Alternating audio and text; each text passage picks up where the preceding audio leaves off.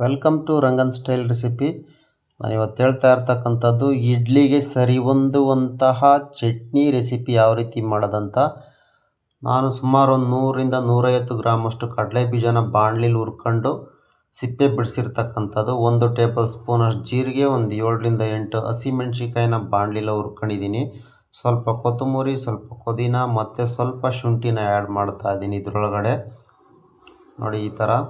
ಇದು ಇಡ್ಲಿಗೆ ತುಂಬ ಚೆನ್ನಾಗಿರುತ್ತೆ. ಒಂದು 7ರಿಂದ 8 ಬೆಳ್ಳುಳ್ಳಿ, 2 ಹೆಬ್ಬೆಟ್ಟು ಬೆಳ್ಳಗಾತ್ರದಷ್ಟು ಹುಣಸೆಹಣ್ಣು, 1 ಹಿಡಿಯುವಷ್ಟು ಕಡಲೆನ ಆ್ಯಡ್ ಮಾಡ್ತಾಯಿದ್ದೀನಿ.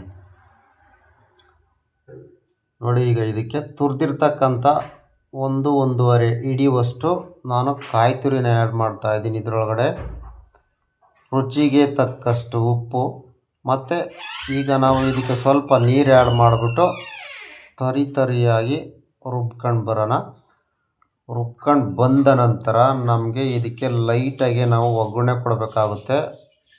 1 ಟೇಬಲ್ ಸ್ಪೂನಷ್ಟು ಕಡಲೆ ಎಣ್ಣೆನ ಆ್ಯಡ್ ಮಾಡ್ಕೊಂಡು, ಸ್ವಲ್ಪ ಸಾಸಿವೆ, ಸ್ವಲ್ಪ ಕರ್ಬೇವಿನ ಸೊಪ್ಪನ್ನ ಆ್ಯಡ್ ಮಾಡಿಬಿಟ್ಟು, 1 ಚಿಟಿಕೆಯಷ್ಟು ಹಿಂಗನ್ನ ಆ್ಯಡ್ ಮಾಡಿಕೊಂಡ್ರೆ, 1 ಬ್ಯಾಡಗಿ ಮೆಣಸಿನ್ಕಾಯಿನ ಚಿಕ್ಕದಾಗಿ ಮುರ್ಕೊಂಡು ಅದರೊಳಗಡೆ ಆ್ಯಡ್ ಮಾಡಿದ್ರೆ ನಮಗೆ ಘಮ ಆದಂತಹ ಕಡಲೆ ಬೀಜ, ಕಡಲೆ